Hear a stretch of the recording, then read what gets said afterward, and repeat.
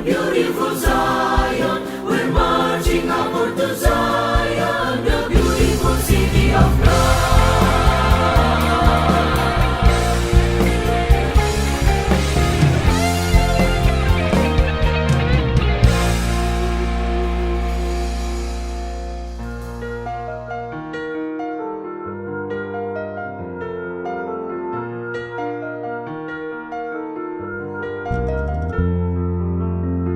Manis puja, ku bernyanyi, ditebus, ku ditebus, sukacita dalam kemuliaan, tebusku ditebus,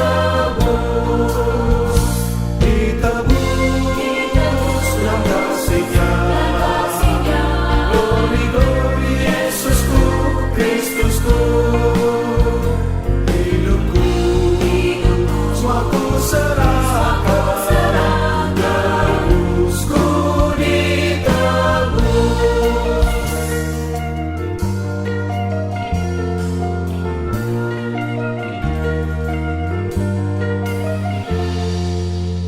Sukacita, ku bernyanyi, ditebus, ku ditebus, berjalan bulan dalam kemuliaan, tebusku ditebus, dalam kasih-Nya, glory, glory, Yesusku, Kristusku, hidupku, semua ku serahkan, tebusku ditebus.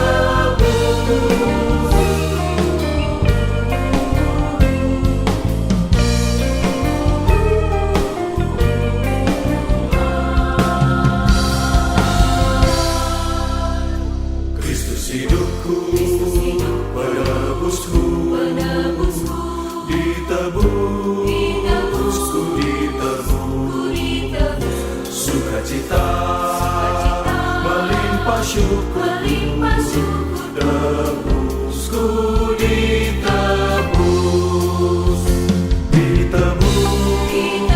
dengan kasih-Nya, glory, glory, Yesusku, Kristusku, hidupku, semua ku serahkan, tebusku ditebus,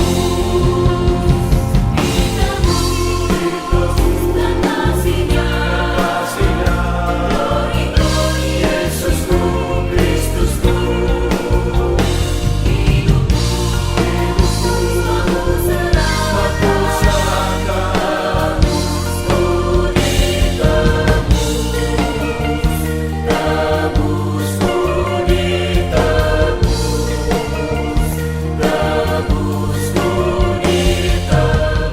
Nama saya Michael Andrewan, saya masih kampus, saya berkuliah di Matana University dan tinggal di Legok. Pas aku kuliah semester 4 ya, ini adalah pembimbingan yang benar-benar mengubahkan aku sepanjang aku menjadi murid. Aku di kampus Matana, aku punya mimpi untuk bisa menginjili orang-orang di kampusku. Dan aku sangat bersyukurnya sama Tuhan adalah aku dikasih seorang pembimbing yang benar-benar dia pun juga punya mimpi yang sama seperti yang aku pengen lakuin di Matana untuk bisa menginjil orang-orang di sana. Pada akhirnya pun kita mulai penginjilan di Matana ya. Kita mulai melakukan dari acara PDA tiap minggu. Kita melakukannya setiap hari Jumat. Kita juga sering melakukan doa bareng setiap minggu. Kita juga sering melakukan penginjilan yang di hari-hari biasa sih. Waktu itu membuat aku impression adalah kita sering menginjil itu dari siang sampai malam gitu kan. Itu kita bermain-main dengan orang-orang yang ada di Matana, kita mulai main pingpong, kita mulai berdiskusi bahkan tentang hal-hal yang paling umum gitu kan. Tapi dari situ kita pun mulai berkenal dengan orang di Matana gitu kan. Untuk kita pun juga bisa menginjil mereka gitu. Tapi satu hal yang aku dapat adalah dia selalu membantu aku gitu kan. Dia selalu memberikan aku mimpi untuk bagaimana terus menginjil gitu kan. Aku ngelihat, wah bagaimana nih orang bisa begitu dalam ya, maksudnya untuk bisa mau menginjil, bahkan ketika di waktu-waktu yang gak mudah gitu kan. Dia berkorban waktunya, dia berkorban juga uang, bahkan juga berkorban tenaga dia gitu kan untuk bisa menginjil di mata. Nah, itu pun yang aku dapat dari dia adalah bukan sekedar pembimbingan, tapi benar-benar pembimbing yang membantu aku secara pribadi melihat bagaimanapun aku juga bisa mengasihi orang lain. Karena yang dia ajarkan untuk mengasihi orang lain adalah ketika aku mau untuk menginjil, ketika aku mau memberikan waktuku untuk orang lain, meskipun itu menyakitkan diriku gitu. Keluar dari apa yang diriku punya gitu. Pada akhirnya aku pun keluar juga untuk mengasihi orang lain. Karena yang diajarkan dalam menginjil adalah bentuk kasih kita kepada orang-orang untuk mereka pun juga bisa kenal Kristus. Tetapi nggak hanya sampai di situ, mereka pun juga, Tio pun juga mengajarkan aku untuk belajar keterbukaan gitu kan dengan keadaan yang aku punya gitu kan. Waktu itu aku juga masalah tentang ekonomi, kadang masalah ekonomi itu membuat aku jadi terbeban, terus aku jadi nggak semangat untuk menjalani kehidupan sebagai seorang murid, untuk menginjil. Tapi ketika dia kasih dorongan, semangat aku, itu membuat aku jadi lebih semangat lagi untuk tetap fokus sama tujuanku dan mimpiku. Itu pun pada akhirnya membangun aku. Yang pertama adalah ingat bahwa tujuan pembimbingan adalah untuk membantu kita mengenal siapa diri kita dan juga mengenal Kristus dalam kehidupan kita. Kalau kita nggak dibimbing hati kita, mungkin kita akan menjauh daripada Tuhan. Dengan ada pembimbingan, kita akan semakin diarahkan untuk mengenal Kristus. Kadang kita sebagai manusia, kita hidup dalam kedagingan. Itu bisa membuat kita down dalam kehidupan sebagai seorang murid. Tapi dengan adanya pembimbingan, hati kita dijaga, hati kita diarahkan untuk benar-benar kuat, dikuatkan sekalipun dalam keadaan yang gak mudah. Karena pada akhirnya pembimbing juga yang akan membantu kita untuk terus terarah kepada Tuhan. Shalom saudara-saudari terkasih di dalam Kristus. Selamat hari Minggu untuk kita semua. Bagaimana kabar kita semua? Saya berharap di penghujung 2020 ini kita bisa merayakan ibadah dengan hati yang penuh sukacita. Sebelum memulai ibadah kita hari ini, ada beberapa hal yang mau saya sampaikan. Yang pertama, kita akan mengadakan perjamuan kudus. Mari kita siapkan roti dan anggur di rumah kita masing-masing. Yang kedua, kita akan mengadakan persembahan kasih untuk pelebaran kerajaan Allah. Persembahan dapat langsung ditransfer ke nomor rekening yang tertera di layar kaca Anda.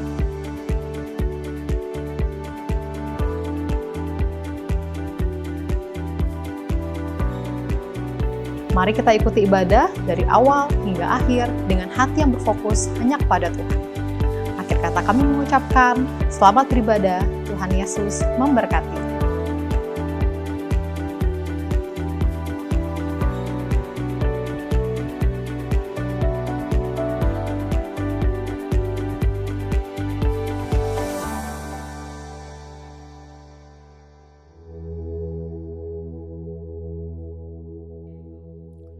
Shalom, selamat pagi Bapak Ibu Saudara-saudari. Selamat hari Natal buat kita semuanya. Luar biasa pada pagi hari ini kita akan datang bersama-sama. Kita akan beribadah, persiapkan hati kita untuk Tuhan. Sebelumnya kita akan membaca di Lukas 2 ayat 8. Demikian firman Tuhan. Gembala-gembala, di daerah itu ada gembala-gembala yang tinggal di padang, menjaga kawanan ternak mereka pada waktu malam.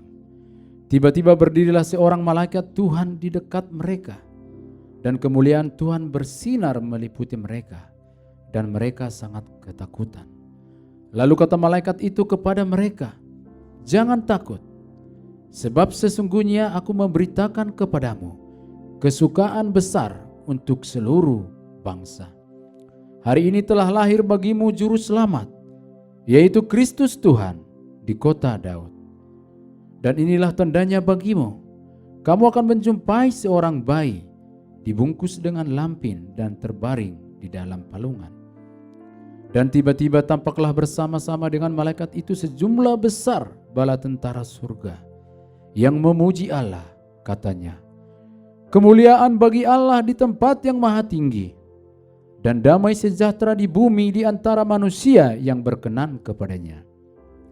Setelah malaikat-malaikat itu meninggalkan mereka dan kembali ke surga, gembala-gembala itu berkata seorang yang lain, "Marilah kita pergi ke Betlehem untuk melihat apa yang terjadi di sana, seperti yang diberitahukan Tuhan kepada kita." Lalu mereka cepat-cepat berangkat dan menjumpai Maria dan Yusuf dan bayi itu yang sedang berbaring di dalam palungan. Dan ketika mereka melihatnya, mereka memberitahukan apa yang telah dikatakan kepada mereka tentang anak itu. Dan semua orang yang mendengarnya heran tentang apa yang dikatakan gembala-gembala itu kepada mereka. Amin.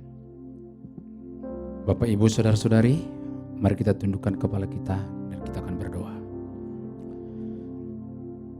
Tuhan, terima kasih Bapa buat pagi hari ini. Kami sungguh bersyukur Tuhan Yesus, karena kasih setia Tuhan, karena penyertaan Tuhan, sehingga kami boleh bersama-sama kembali di tempat ini. Kami berdoa Bapa, biarlah saat pagi hari ini ketika kami datang, ketika kami bernyanyi, memuji, memuliakan Engkau, dan ketika kami mendengarkan kebenaran firman-Mu, hati kami siap Tuhan, dan kami bisa Tuhan melakukannya. Terima kasih Bapa yang baik. Kami berdoa untuk semua jemaat dimanapun saat ini berada. Biarlah kasih setia Tuhan yang menjaga dan menyertai kami semua. Kami berdoa Bapa, supaya ibadah kami ini dari awal pertengahan hingga selesai, Tuhan senantiasa bersama-sama dengan kami. Di dalam nama Tuhan Yesus Kristus kami berdoa dan mengucap syukur. Amin. Bapak, Ibu, Saudara-saudari, mari kita bangkit berdiri. Kita akan memuji Tuhan. Muliakanlah, muliakanlah.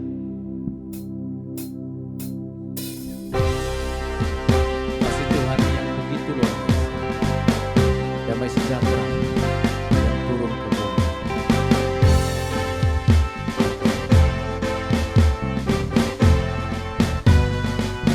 Sama-sama.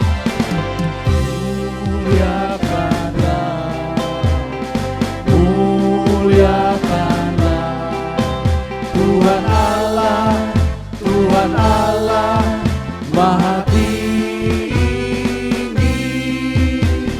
damai sejahtera turun ke bumi bagi orang pengasihannya. Muliakanlah, muliakanlah Tuhan Allah, muliakanlah Tuhan Allah. Damai sejahtera turun ke bumi, damai sejahtera turun ke bumi bagi orang pengasihannya, bagi orang pengasihannya. Muliakanlah, muliakanlah, muliakanlah Tuhan Allah, Tuhan Allah, Maha Tinggi, damai sejahtera, damai sejahtera turun ke bumi bagi orang pengasihannya. Amin, amin, amin.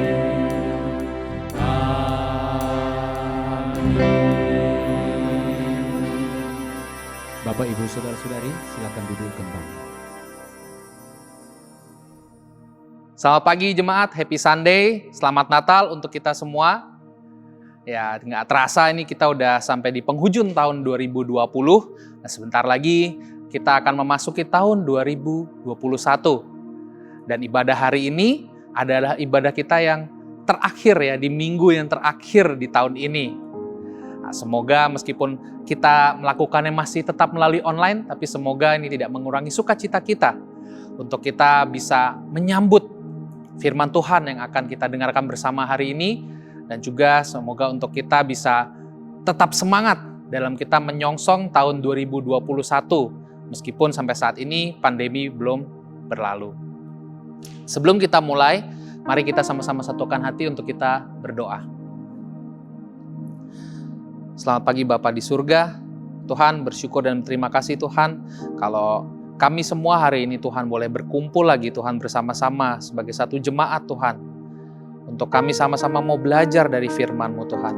Kami memuji Engkau juga Tuhan kalau di bulan ini Tuhan Kau juga berikan kesempatan Tuhan untuk kami bisa mengenang kembali hari kelahiran-Mu Tuhan.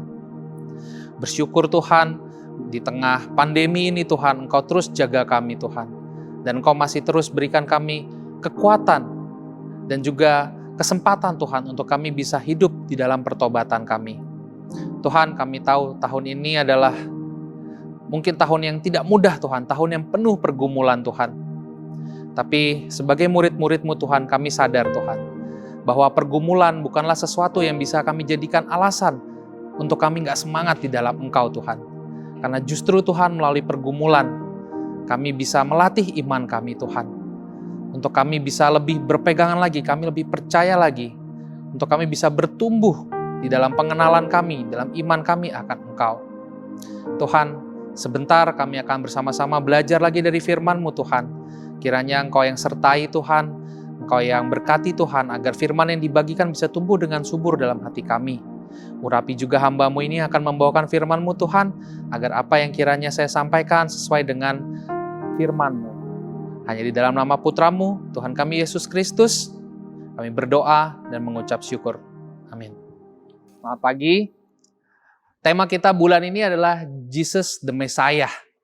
Dan ini sangat berhubungan ya, kebetulan itu nyambung banget dengan kalau di bulan Desember ini. Karena di bulan Desember ini kita merayakan Natal.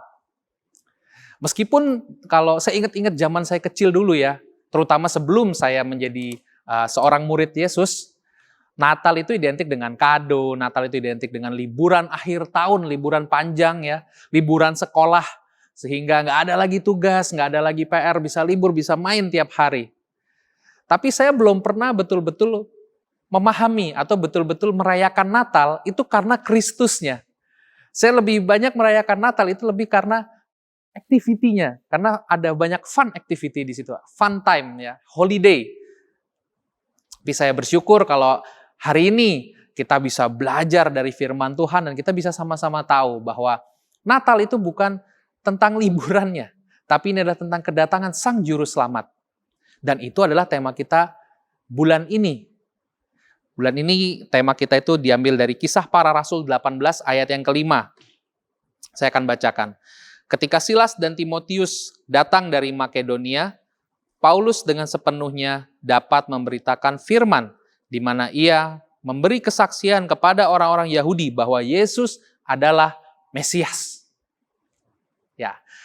Jadi di sini kita bisa belajar bahwa Paulus dan para rasul yang lain dan semua murid-murid Yesus pendahulu kita, ya jemaat mula-mula dari awal, ketika mereka memberitakan firman, yang mereka beritakan adalah tentang Yesusnya. Bahwa Yesus itu adalah Mesias yang dinanti-nanti. Dan kita sangat terberkati. 2 minggu lalu kita sudah belajar bersama-sama melalui khotbah dari Pak Pendeta Sahat, di mana 2 minggu lalu dia membahas tentang harapan di dalam Mesias. Kita bisa belajar di situ tentang siapa Mesias itu. Ya, kita belajar banyak di sana. Dan kemudian minggu lalu, Pak Sahat membawakan lagi sebuah khotbah juga yang sangat luar biasa. Judulnya adalah Siloh. Ya, tentang Yesus adalah jalan pendamaian bagi manusia dengan Bapa di surga. Jadi sekarang kita udah sama-sama bisa melihat apa itu Mesias dengan jauh lebih dalam lagi. Ya, jadi kita bisa lihat bahwa Mesias itu sebenarnya apa sih? Dan 2 pelajaran ini itu menguatkan kita lagi tentang bagaimana kita sebagai seorang Kristen harus menyikapi atau memberikan respon. Karena kita tahu bahwa Mesias yang dibicarakan di sini adalah Yesus. Nah, gimana sih harusnya kita merespon hal ini? Dulu ketika saya masih Bible study, itu saya punya satu ketakutan ya pada satu ketika lebih mengerti tentang firman. Saya juga sudah mulai hati saya tergerak untuk bisa mengakui dosa-dosa saya dan kemudian saya mau bertobat. Kemudian ada satu ketakutan yang muncul, itu adalah tentang menjadi martir. Dulu saya takut banget. Saya pikir gimana ya kalau ternyata saya ditakdirkan untuk menjadi seorang martir. Dan saya tanya pertanyaan ini berulang kali ke pengajar saya pada waktu itu. Oleh Brother Irfan dan juga Jul. Saya tanya, gimana kalau ternyata saya ini jadi martir? Ya. Tapi ternyata setelah saya gali lebih dalam lagi, saya menemukan di dalam firman Tuhan melalui kehidupan para rasul di sana bahwa ternyata menjadi martir itu berbeda dengan menjadi korban. Itu jauh berbeda. Martir itu bukan korban. Karena ternyata arti kata martir sendiri itu adalah saksi. Jadi menjadi martir Tuhan artinya adalah menjadi saksi Tuhan. Memang betul, banyak orang yang karena dia menjadi saksi Tuhan, akhirnya harus melalui berbagai penganiayaan. Jadi menjadi martir itu sangat berhubungan dengan kehidupan murid saya. Berhubungan dengan seberapa besar iman dan kasih saya kepada Tuhan. Dan itu membuat saya jadi merenung. Membuat saya jadi berpikir, kira-kira bisa nggak ya saya punya iman yang sebesar itu? Bisa nggak saya mengasihi Tuhan seperti itu? Namun ketika saya baca di firman Tuhan, ya di situ ada Petrus, ada Paulus, Stefanus, dan para rasul. Mereka menunjukkan bahwa mereka bisa memiliki iman yang sebesar itu kepada Tuhan. Mereka bisa memiliki kasih. Mereka begitu mengasihi Tuhan. Dan sebagai pengikut Kristus, sebagai murid Kristus, murid Yesus, saya sadar bahwa saya harus terus bertumbuh untuk menjadi serupa seperti Yesus. Saya jadi berpikir, gimana caranya saya bisa menjadi serupa dengan Yesus? Kalau memiliki iman seperti rasul saja, saya tidak bisa. Kalau iman saya aja masih jauh dibandingin para rasul. Bagaimana saya bicara tentang menjadi serupa dengan Yesus? Dan ini membuat saya begitu tertusuk, membuat saya jadi sadar bahwa PR saya banyak nih. Saya masih harus banyak bertumbuh. Karena nggak mungkin saya bisa menjadi serupa dengan Yesus kalau saya bahkan tidak bisa memiliki iman minimal seperti para rasul. Minimal. Dan kita tahu bahwa kita baca ini ya, itu tuh manusia seperti kita. Ya, meskipun mereka nggak sempat punya IG, tapi mereka itu betul-betul eksis dan pernah hidup di dunia ini. Meskipun nggak punya sosial media, tapi mereka eksis. Karena sekarang katanya kalau nggak punya IG nggak eksis gitu. Saya nggak punya IG, saya nggak eksis dong. Ya, tapi saya percaya bahwa para rasul ini betul-betul ada dan mereka ini adalah brothers kita. Ya, kalau saat ini mereka hidup, kita akan fellowship dengan mereka. Kita bisa PDA bareng mereka, kita bisa PDG bareng sama mereka. Dan saya seringkali membayangkan gitu, kira-kira kalau Petrus disuruh bawakan PDA, lessonnya apa ya? Kira-kira kalau pas lagi fellowship, lagi kumpul bareng, kemudian ada Paulus diledekin nggak ya? Kan dia jomblo tuh. Nah, itu jadi apa ya? Saya sering membayangkan ke sana. Dan itu yang membuat saya semangat. Karena apa? Karena Alkitab mencatat perjalanan hidup mereka. Alkitab mencatat perjalanan iman mereka, dan saya bisa belajar dari mereka, meskipun kita nggak bisa bertemu secara langsung. Dan saya sangat memuji Tuhan, bahwa ketika saya baca firman Tuhan, dan saya belajar dari para rasul, banyak hal yang saya bisa bertumbuh. Dan kalau kita baca, kita akan temukan bahwa ada satu rasul yang paling vokal dalam menyatakan keyakinannya tentang siapa itu Yesus bagi dia. Ya, pada masa penginjilan Yesus ketika masih di dunia, dia adalah Petrus. Ya, kita tahu bahwa Petrus ini adalah orang yang sangat vokal, dia sangat dominan. Dan iman Petrus kepada Yesus itu bukan berdasarkan apa kata orang lain. Mari sama-sama kita buka di Matius 16 ayat yang ke-13 sampai ke-16. Saya akan bacakan untuk kita. Setelah Yesus tiba di daerah Kaisarea Filipi, ia bertanya kepada murid-muridnya, kata orang, siapakah anak manusia itu? Jawab mereka, ada yang mengatakan Yohanes Pembaptis, ada juga yang mengatakan Elia, ada pula yang mengatakan Yeremia, atau salah seorang dari para nabi. Lalu Yesus bertanya kepada mereka, "Tetapi apa katamu? Siapakah aku ini?" Maka jawab Simon Petrus, "Engkau adalah Mesias, Anak Allah yang hidup." Bahkan jawaban dari Petrus ini pun itu sampai mendapatkan pujian dari Yesus sendiri. Kita baca di ayat selanjutnya. Di ayat yang ke-17, kata Yesus kepadanya, "Berbahagialah engkau Simon bin Yunus, sebab bukan manusia yang menyatakan itu kepadamu, melainkan Bapa-Ku yang di surga." Ini adalah satu contoh. Kemudian kita bisa lihat lagi di buku Yohanes. Ketika pada saat itu ada banyak murid-murid Yesus yang pergi meninggalkan Yesus. Iman Petrus pada saat itu tidak goyang. Kita baca di Yohanes 6 ayat 67 sampai 69. Maka kata Yesus kepada ke-12 muridnya, "Apakah kamu tidak mau pergi juga?" Jawab Simon Petrus kepadanya, "Tuhan, kepada siapakah kami akan pergi? Perkataanmu adalah perkataan hidup yang kekal, dan kami telah percaya dan tahu bahwa Engkau adalah yang kudus dari Allah." Di dalam versi King James, Engkau yang kudus dari Allah di sini itu dikatakan sebagai Christ, ya. Yang artinya itu Christ itu adalah bahasa Yunani dari Mesias. Jadi kalau dalam versi King James, sebetulnya Petrus itu mengatakan, "You are Christ, the Son of the living God." Jadi Petrus punya keyakinan yang tak tergoyahkan bahwa Yesus adalah Mesias. Meskipun pada saat itu ada banyak orang ya. Karena waktu itu Yesus setelah melakukan mujizat ngasih makan sekitar 5.000 orang. Jadi ada banyak orang yang cari Yesus. Dan mereka semua akhirnya meninggalkan Yesus. Tapi Petrus imannya dia nggak goyang. Dan di buku Yohanes 6 inilah saya menemukan pencerahan. Ya, apa yang membedakan Petrus dengan murid-murid yang meninggalkan Yesus?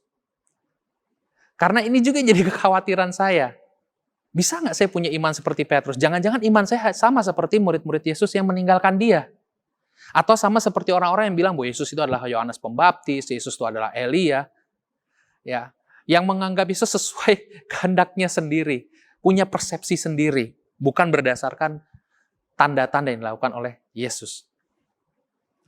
Kita baca di Yohanes 6 lagi, ayat 22.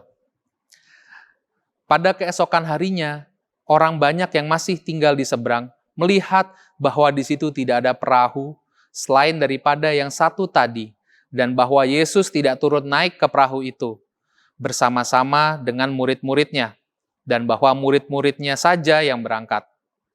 Tetapi sementara itu, beberapa perahu lain datang dari Tiberias, dekat ke tempat mereka makan roti, sesudah Tuhan mengucapkan syukur atasnya. Ketika orang banyak melihat bahwa Yesus tidak ada di situ dan murid-muridnya juga tidak, mereka naik ke perahu-perahu itu, lalu berangkat ke Kapernaum untuk mencari Yesus. Jadi orang-orang banyak ini, mereka pun mencari Yesus. Ya, jadi kalau dibilang bahwa kita harus mencari Tuhan, dikatakan. Mereka lakukan itu, mereka mencari Tuhan. Ketika mereka cari, mana Yesus? Yesus nggak ada. Mereka cari, bahkan mereka sampai naik perahu untuk ke seberang, demi bisa bertemu dengan Yesus. Kita lanjutkan di ayat yang ke-25. Ketika orang banyak menemukan Yesus di seberang laut itu, mereka berkata kepadanya, "Rabi, bila mana engkau tiba di sini?" Ayat ke-26. Yesus menjawab mereka, "Aku berkata kepadamu, sesungguhnya kamu mencari aku bukan karena kamu telah melihat tanda-tanda, melainkan karena kamu telah makan roti itu dan kamu kenyang." Ya, di sini ini ada poin penting yang saya belajar di sini. Orang-orang ini mencari Yesus bukan karena melihat tanda-tanda, tapi karena mereka makan roti dan mereka kenyang. Tanda-tanda apa yang dimaksud Yesus di sini? Tanda yang dibuat Yesus yang berhubungan dengan di ayat ini itu adalah ketika Yesus melakukan mujizat. 5 roti dan 2 ikan. Ternyata mujizat yang Yesus berikan itu, yang Yesus lakukan itu adalah sebagai tanda yang seharusnya ditangkap oleh orang-orang Yahudi itu, oleh orang-orang Israel. Karena itu adalah tanda yang menunjukkan siapa Yesus sesungguhnya. Mujizat yang diadakan Yesus itu hanyalah sebagai cara untuk menyatakan bahwa dialah Sang Mesias yang dinanti, yang akan menyelamatkan bangsa Israel. Ketika orang-orang banyak pada saat itu melihat mujizat itu dan tanda-tanda itu, seharusnya mereka pergi meninggalkan segala yang mereka miliki untuk mereka mengikut Sang Mesias. Sama seperti yang dilakukan oleh murid-murid Yesus, oleh para rasul.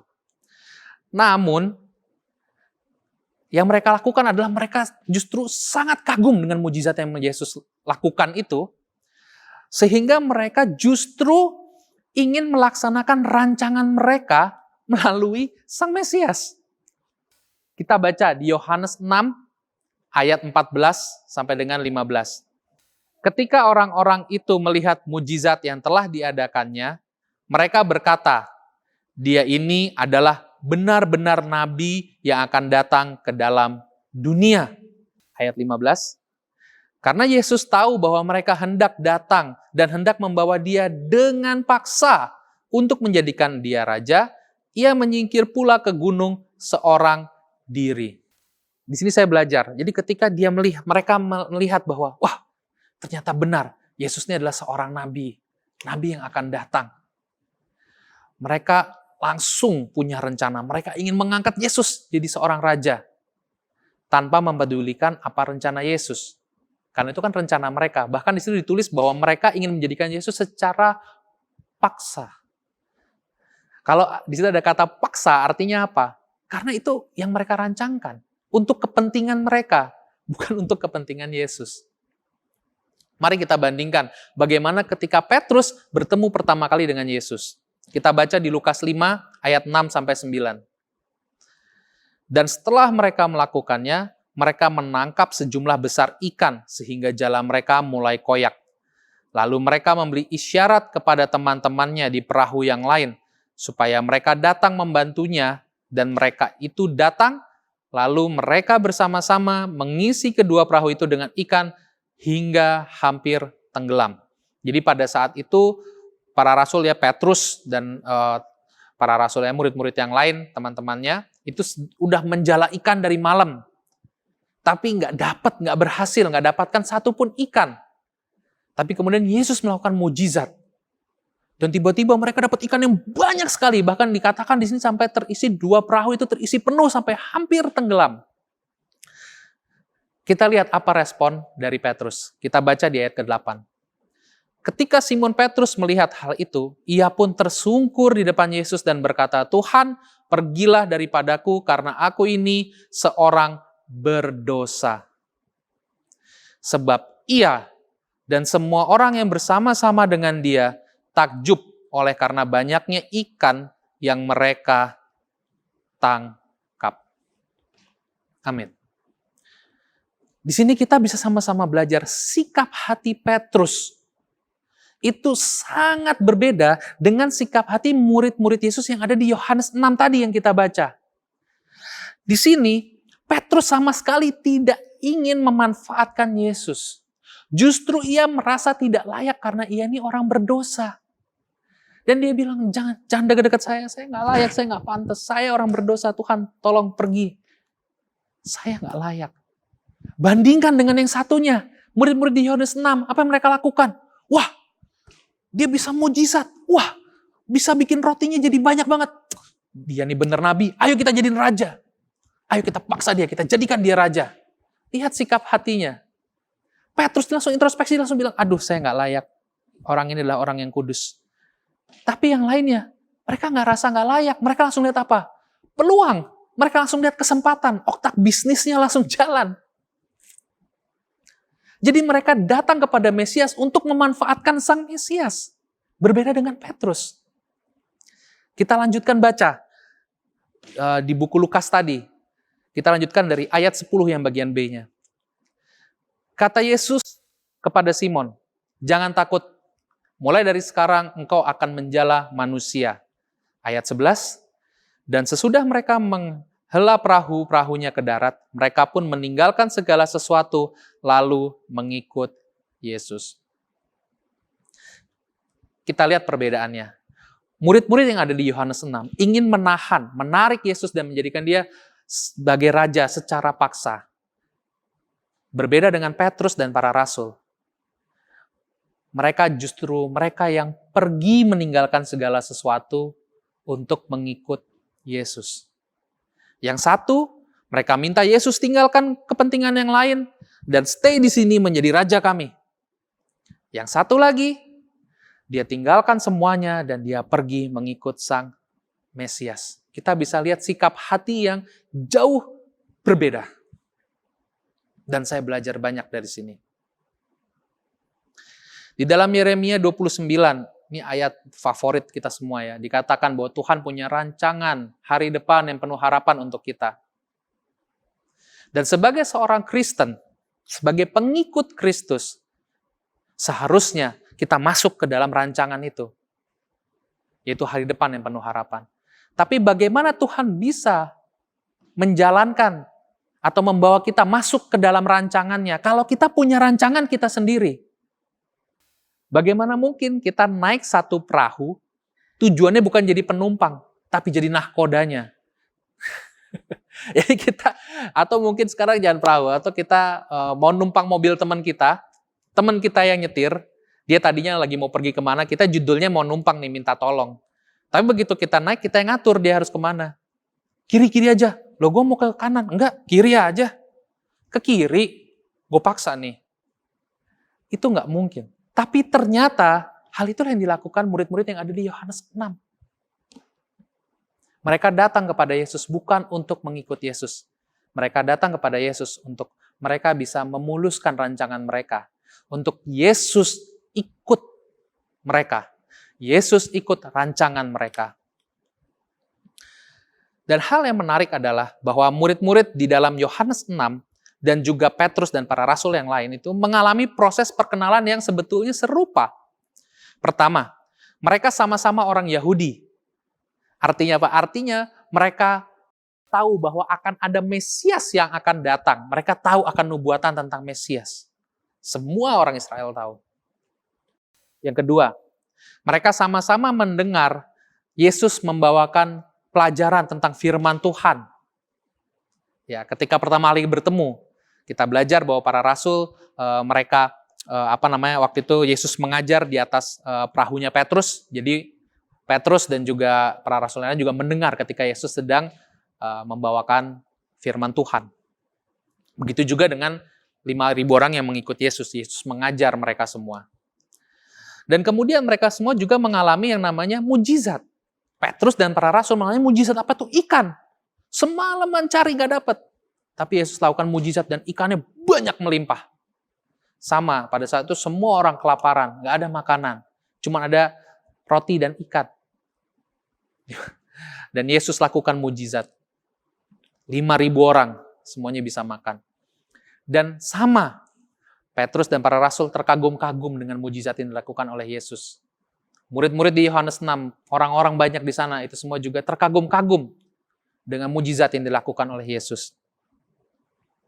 Dan mereka sama-sama, baik para rasul maupun juga murid-murid di Yohanes 6, mereka sama-sama mengakui bahwa Yesus adalah utusan Tuhan.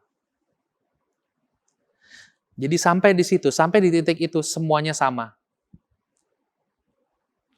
Gak ada yang berbeda. Jadi apa yang membuat murid-murid di Yohanes 6 pergi meninggalkan Yesus, sementara para rasul tetap setia? Petrus, para rasul tetap setia kepada Yesus. Yang berbeda adalah saya menemukan, saya belajar, dan saya sangat tertusuk. Yang berbeda adalah pemaknaan mereka tentang Mesias itu sendiri. Murid-murid di Yohanes 6, mereka memiliki respon bahwa Mesias ini, bagi mereka maknanya, Mesias ini adalah orang yang akan membuat hidup saya menjadi lebih baik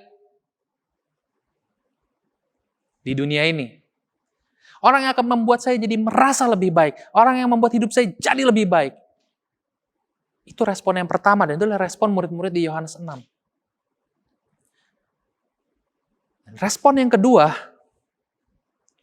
ini adalah respon dari para rasul, itu adalah bahwa Mesias adalah Sang Juru Selamat yang dinubuatkan. Dan Mesias adalah Tuhan kita sendiri.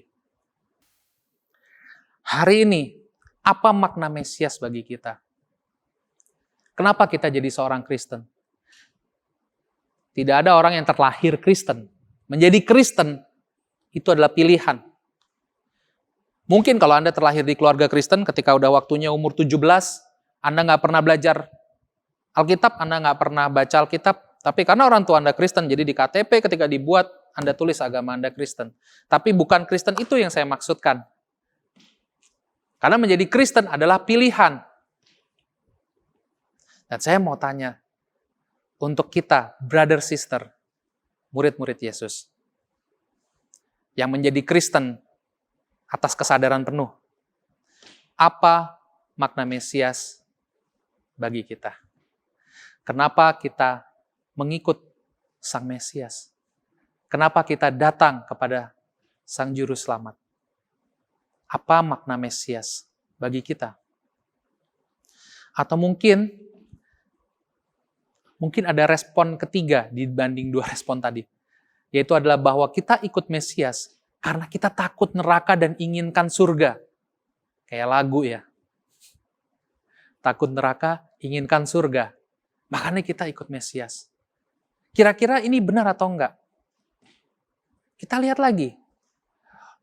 Kalau kita ikut Mesias karena kita inginkan surga, artinya kita memanfaatkan Mesias itu supaya kita bisa dapat tiket, golden ticket, untuk bisa masuk ke surga. Artinya kita egois, selfish. Artinya apa? Sama saja seperti murid-murid Yesus di Yohanes 6. Kalau alasan kita mengikut Mesias, kalau alasan kita menjadi Kristen, karena kita ingin masuk surga, artinya kita sama seperti murid-murid di Yohanes 6. Yang hanya memikirkan kepentingan perut mereka sendiri. Dan inilah yang saya belajar. Bahwa ternyata, seperti yang kita baca, yang Tuhan inginkan bukan korban bakaran, bukan ritual kita, tapi hati kita. Tuhan ingin kita bisa mengasihi Dia sebagaimana Dia sudah mengasihi kita. Saya jadi teringat sekarang. Waktu sebelum Yesus naik ke surga, pada saat itu dia ambil satu kesempatan ngobrol dengan Petrus. Dan sebanyak 3 kali, Yesus bertanya kepada Petrus, Petrus, apakah kamu mengasihi aku? Yesus tidak bertanya apakah Petrus mau masuk surga atau enggak. Yesus nggak bertanya tentang hal-hal baik apa yang sudah Petrus lakukan selama Yesus di dalam kubur mungkin 3 hari. Bukan itu, tapi Yesus tanya, apakah kamu mengasihi aku? Karena itulah yang Tuhan inginkan, untuk kita bisa mengasihi Tuhan. Jadi sekarang ini bukan tentang surga dan bukan tentang neraka. Bukan tentang itu semua. Tapi ini tentang bagaimana kita mengasihi Sang Mesias. Kalau hari ini kita inginkan surga, takut neraka, akibatnya kita akan mudah ditipu. Karena ketika tiba-tiba ada orang datang dan dia bilang, ada cara lebih mudah untuk bisa ke surga. Kita mudah tertipu. Oh iya ya, di sini mau masuk surga susah banget kayaknya. Harus baca firman, harus jadi terang dunia, harus melakukan persis yang di firman. Yang di sana ternyata asal kasih persembahan aja masuk surga. Saya ke sana aja. Itu akan jadi jebakan buat kita. Bukan surga tujuan kita. Tujuan kita adalah Yesus. Tujuan kita adalah Sang Mesias. Tidak peduli dimanapun nanti dia berada. Selama kita bersama Mesias, kita akan aman. Karena apa? Dia sudah menunjukkan, Bapa melalui Mesias, melalui putranya Yesus, sudah menunjukkan seberapa besar kasihnya kepada kita. Kita nggak perlu takut lagi. Selama kita bersama-sama dengan Bapa, selama kita bersama-sama dengan Yesus, entah itu ada di jurang, entah itu ada dalam kekelaman, kita nggak perlu takut. Karena kita bersama orang yang mengasihi kita. Dan itulah, hati seperti itulah yang dimiliki oleh para rasul. Saya jadi mengerti kenapa Paulus ketika dalam penginjilan mengalami begitu banyak cobaan. Kita baca di Perjanjian Lama, Yunus mengalami badai. Kemudian kapalnya mau karam, akhirnya dia harus dibuang ke laut. Tapi kemudian dia dimakan ikan besar dan akhirnya diselamatkan Tuhan. Paulus, Dia mengalami karam kapal 3 kali, jadi nggak selamat itu badainya sampai kapalnya karam. Tapi itu tidak mengurangi sukacitanya. Dan saya paham kenapa bisa Paulus bisa mengatakan bahwa hidup untuk Kristus dan mati adalah satu keuntungan. Karena Petrus mengasihi Yesus. Dan sekarang saya juga paham makanya kenapa Stefanus, meskipun dia dirajam, dilemparin orang, tapi dia masih tetap bisa tidak kehilangan imannya. Dia mempertahankan imannya. Karena apa? Karena dia mengasihi Sang Mesias. Dan saya belajar bahwa para rasul ini adalah orang Yahudi. Dan untuk mengetahui, untuk bisa bersaksi bahwa Yesus adalah Sang Mesias itu sesuatu yang sangat besar. Karena Mesias ini adalah sudah seperti legenda. Ini nubuatannya sudah lama sekali. Bahkan ada satu momen selama 400 tahun di mana Tuhan nggak berbicara, nggak kirim nabi sama sekali. Sebelum akhirnya Yesus datang. Yang ternyata Yesus adalah Mesias itu. Akhirnya saya bisa paham. Makanya ketika rasul-rasul melihat bahwa ternyata ini Mesias yang dinubuatkan, ternyata ini dia Sang Mesias, mereka ditinggalkan semuanya dan mereka ikut Mesias. Itu ada satu kerinduan besar, ada satu sukacita besar ketika mereka bisa menyadari bahwa Yesus adalah Sang Mesias. Jadi penting sekali untuk kita mengerti apa makna Mesias di dalam hidup kita. Karena kita bisa jadi seperti orang banyak yang tidak punya makna yang benar tentang Mesias. Dan kita akan kehilangan keselamatan kita. Kita akan kehilangan Sang Mesias. Yesus katakan bahwa hukum Taurat, inti dari hukum Taurat. Yang pertama, kasihilah Tuhan Allahmu dengan segenap hatimu, dengan segenap pikiranmu, dengan segala akal budimu, dengan segenap hidupmu. Jadi hukum Taurat tergantung hanya dalam 2 peraturan. Yang pertama apa? Kasihi Tuhan Allahmu. Jadi artinya sebetulnya apa Tuhan inginkan? Tuhan ingin kita masuk surga. Tuhan ingin supaya kita punya cita-cita masuk surga. Bukan, Tuhan ingin supaya kita bisa mengasihi Tuhan. Dan kalau sekarang kita memilih menjadi seorang Kristen, kita memilih mengikut Kristus, jadi nggak kacau lagi, jadi nggak bingung lagi di mana kita harus bertumbuh. Karena apa? Yang paling penting untuk kita sebagai seorang Kristen, di mana kita harus bertumbuh adalah bertumbuh di dalam mengasihi Tuhan. Karena dengan mengasihi Tuhan, otomatis kita akan mengasihi sesama. Dan melalui itu semua Tuhan akan bekerja dalam hidup kita dan kita akan menjadi garam dan terang dunia ini. Dan itulah rancangan Tuhan untuk kita. Saya teringat di kitab Kejadian, ketika di zaman Nuh, di mana pada saat Tuhan bilang kejahatan sudah terlalu parah di muka bumi ini. Sehingga Tuhan ingin melenyapkan manusia, menyelapkan bumi dan segala isinya. Dan hanya Nuh yang Tuhan berkenan. Dan Nuh, dia butuh waktu 100 tahun untuk dia bangun satu bahtera untuk bisa menyelamatkannya, untuk bisa melalui hari penghakiman itu.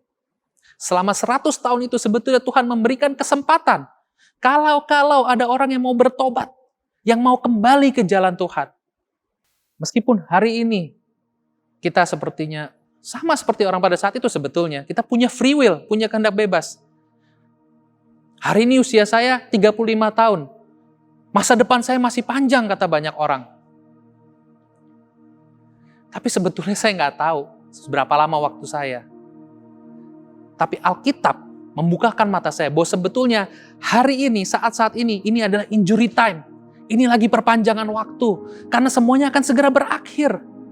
Alkitab sudah katakan bahwa bumi dan segala isinya akan dimusnahkan. Dan Sang Mesias datang bukan untuk menghancurkan bumi, tapi justru untuk menyelamatkan.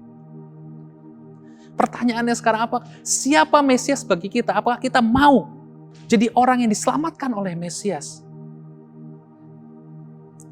Pemahaman ini membuat saya jadi bisa melihat seberapa besar kasih Tuhan pada saya. Saya bisa merasakan seberapa besar kasih Yesus kepada saya. Dan saya jadi paham kenapa para rasul begitu berkobar-kobar semangatnya, begitu berapi-api. Mereka begitu penuh sukacita dalam mereka menginjil. Brother and sister, Jangan biarkan dunia menipu kita.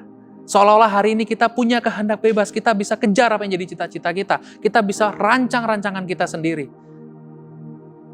Seolah-olah itu semua seperti, tapi itu tidak benar, karena yang benar adalah injury time. Ini adalah waktu-waktu terakhir dalam hidup kita.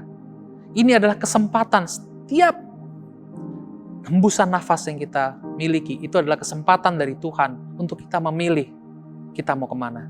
Apakah kita akan ikut Sang Mesias atau enggak. Dan sekarang sudah tanggal 27 Desember, saya mau mengencourage kita semua untuk menutup tahun ini dengan kita merenungkan apa makna Mesias untuk kita. Why we come to the Messiah? Is it because love, or is it because lapar? Ya. Apakah karena love kita datang kepada Mesias, atau karena kita lapar, makanya kita datang kepada Mesias? Kalau kita datang karena kita lapar, seperti kata iklan, Tuhan akan bilang gini sama kita, lu kalau lapar resek deh. Ya, kita nggak akan dapat apa-apa. Kita akan kecewa. Karena bukan itu yang Tuhan tawarkan. Bukan untuk itu Mesias datang ke dunia ini. Saya teringat perempuan Samaria. Bagaimana sebelumnya dia berharap Yesus memberikan air untuk dia, supaya dia nggak haus lagi, jadi dia nggak perlu jauh-jauh repot-repot nimba air lagi di situ. Tapi ketika Yesus menyatakan kepada dia bahwa aku adalah Mesias yang ditunggu, perempuan itu langsung tinggalin tempayan airnya, dia begitu penuh sukacita dan diceritakan kepada semua orang tentang Yesus. Dan itu harusnya adalah sukacita yang kita miliki sebagai murid-murid Tuhan. Karena seperti yang kita tahu, tidak semua orang menerima Yesus sebagai Tuhan dan Juru Selamat. Tapi kalau hari ini kita punya kesempatan, Tuhan buka hati kita sehingga kita bisa mendengar firman ini. Maka mari jangan kita keraskan hati kita. Kita sambut Sang Mesias. Kita ikut Dia. Itu saja yang mau saya sampaikan. Saya akan memimpin kita dalam komuni. Mari kita siapkan roti dan anggur di rumah kita masing-masing.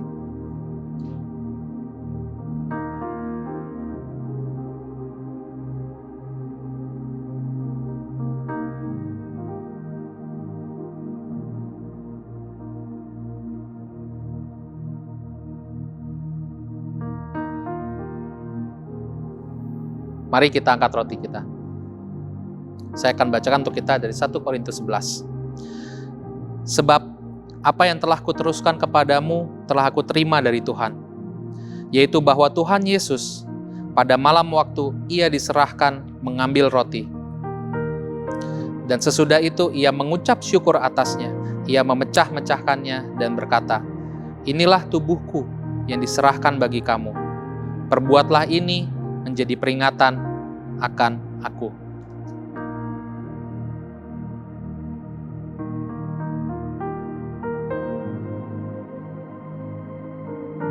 Mari kita angkat cawan kita. Demikian juga Ia mengambil cawan sesudah makan lalu berkata, cawan ini adalah perjanjian baru yang dimateraikan oleh darahku. Perbuatlah ini setiap kali kamu meminumnya menjadi peringatan akan aku.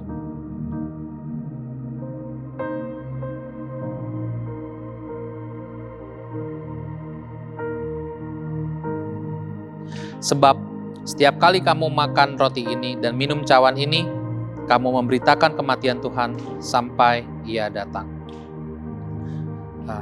Brother, sister, saudara-saudari, mari kita satukan hati, kita berdoa. Bapa di surga, terima kasih Tuhan untuk firman yang dibagikan hari ini Tuhan. Firman yang begitu menusuk hati saya secara pribadi Tuhan.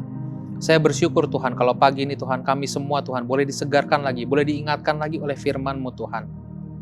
Karena terkadang Tuhan sebagai manusia, kami punya keinginan-keinginan daging kami Tuhan, yang kadang bisa menipu kami Tuhan, dan terkadang membuat kami juga terlena Tuhan. Kadang kami bermaksud untuk bijak Tuhan, tapi terkadang justru bukan kebijaksanaan yang kami dapatkan, yang kami lakukan, tapi justru kami semakin menjauh dari Engkau Tuhan. Tapi hari ini Tuhan kami bersyukur kalau Engkau melalui firman-Mu Tuhan, melalui kehidupan para rasul Tuhan, brothers kami jadi diingatkan lagi Tuhan tentang siapa itu Mesias Tuhan.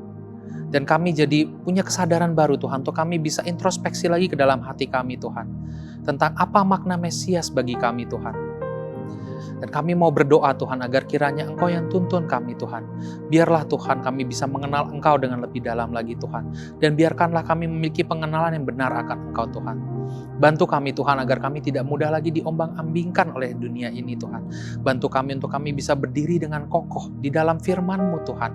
Bantu kami untuk kami terus bertumbuh sebagai murid-murid-Mu Tuhan.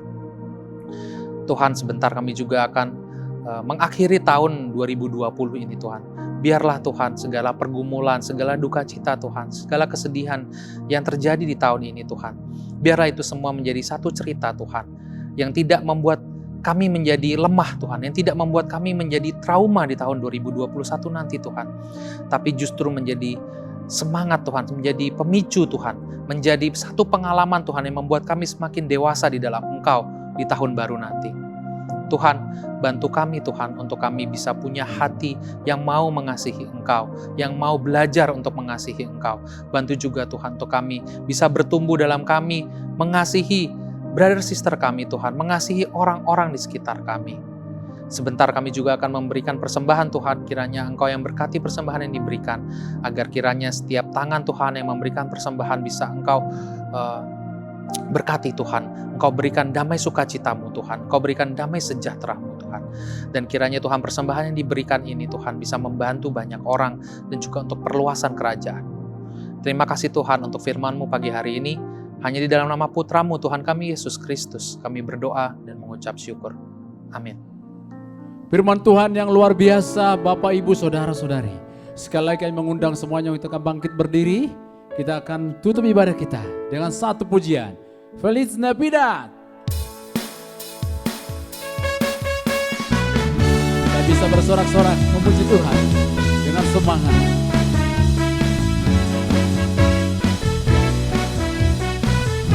Feliz Navidad. Feliz Navidad. Feliz Navidad. Feliz Navidad. Prospero año y felicidad. Feliz Navidad. Feliz Navidad.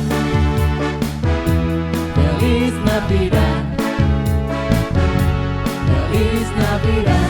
Prospero año y felicidad. I wanna wish you. I wanna wish you a Merry Christmas. I wanna wish you a Merry Christmas. I wanna wish you a Merry Christmas from the bottom of my heart. I wanna wish you a Merry Christmas. I wanna wish you a Merry Christmas. I wanna wish you a Merry Christmas from the bottom of my heart. Feliz Navidad. Feliz Navidad. Come on. Feliz Navidad. Feliz Navidad. Prospero año y felicidad. Feliz Navidad. Feliz Navidad. Feliz Navidad. Feliz Navidad. Prospero año y felicidad. I wanna wish you. I wanna wish you a Merry Christmas. I wanna wish you a Merry Christmas.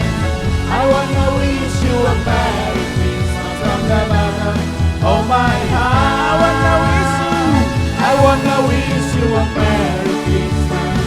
I wanna wish you a Merry Christmas. I wanna wish you a Merry Christmas from the bottom of my heart. I wanna wish you. I wanna wish you a Merry Christmas. I wanna wish you a Merry Christmas. I wanna wish you a Merry Christmas from the bottom of my heart. I wanna wish you a Merry Christmas. I wanna wish you a Merry Christmas. I wanna wish you a Merry Christmas from the bottom of my heart. Kebaktian kita selesai. Selamat hari Natal. Tuhan Yesus memberkati. Terima